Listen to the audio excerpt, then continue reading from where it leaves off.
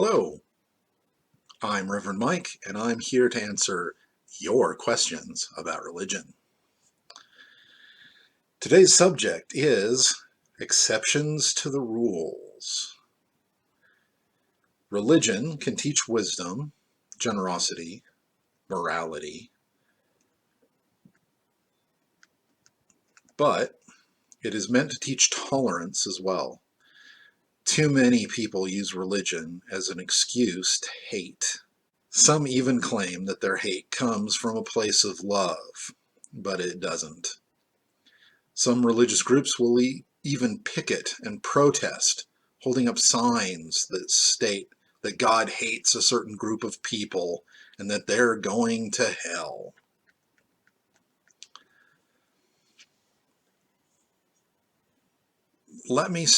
For those who doubt, let me explain it to you this way: the difference between hate and saying that your hate is based in love. If you're preparing a meal for a child and they want a cookie, you'll probably tell them no. They need to wait and eat something more nutritious. When your back is turned, the child might get into the cookies. You might take the cookies away. You might punish them in some minor fashion. But if you love them, you do not yell at them and tell them they're going to hell. You don't tell them that God hates them because they wanted a cookie. At least I hope you don't do that. Likewise, these people who say God hates a certain group are not doing it from a place of love. They're doing it from a place of hate. They're just fooling themselves into thinking that it's from a place of love because they know doing it from a place of hate is wrong.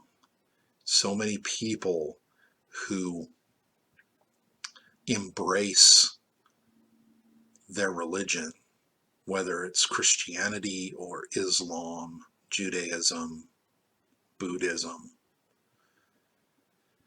they believe that they are doing what they are supposed to do, living a godly life. And sometimes when you think that, the darkness that can be within all of us can creep out,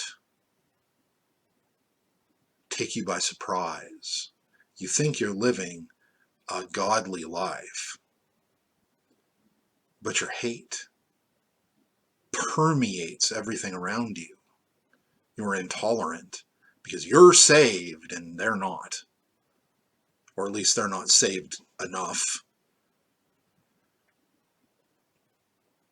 Jesus, better translated as Joshua, often seemed to contradict social laws and customs and defended this with simple common sense. He saw exceptions to the rules, often the very rules that extremely religious individuals often use to spread hate and sometimes even violence. The Pharisees brought an adulteress before Joshua, Jesus, asking if they should stone her to death. But Jesus said that he who is without sin cast the first stone. All of them withdrew, and Jesus let the woman go. The Pharisees admonished Jesus' disciples for gathering food on the Sabbath. But feeding oneself is not the same as laboring in the fields for profit. Would you have them starve on the Sabbath? The Pharisees also asked Jesus if they should pay tribute to Rome. Caesar had declared himself a living god. Paying tribute to a false god is against religious law. However, refusing to pay taxes could mean imprisonment or death. Jesus had them hold up a coin. It had Caesar's picture on it. He said, "Render unto Caesar that which is Caesar's." Instead of lashing out with hate, damning those who would pay their taxes, he saw that the law of Rome and the law of God were not contradicting each other. Just because he's declared himself a God doesn't mean he is one. Paying your taxes to somebody who thinks they're a God is not breaking the law. You can live by common sense. You can balance the law of God and the law of the land.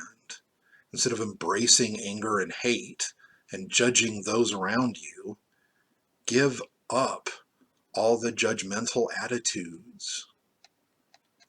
Giving up hate is the first step toward tolerance and love.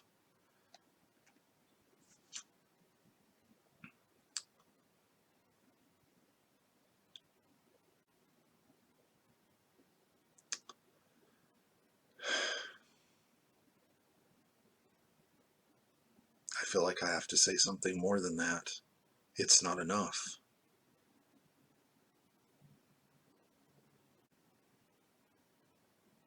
Some religious people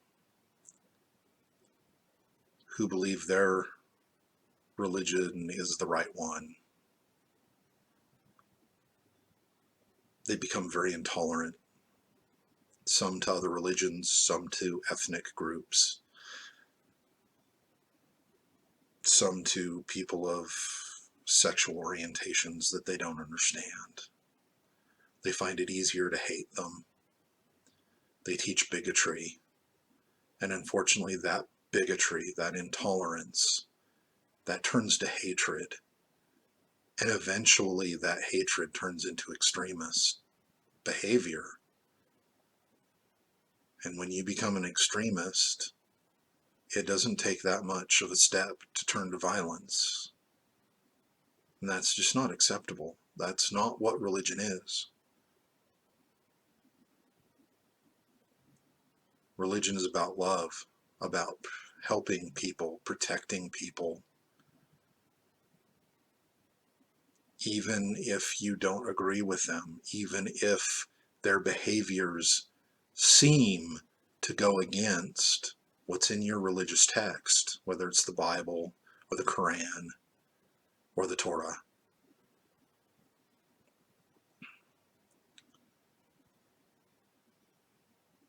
Don't fall into that. And if your religious group or your religious teacher starts leading you down that path, don't go. You can find another teacher, you can find another group, one that doesn't teach intolerance, one that doesn't teach hate.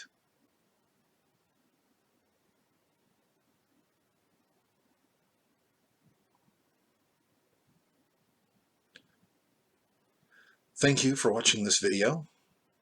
I hope you enjoyed it. Please click like or dislike. Subscribe if you want to see more.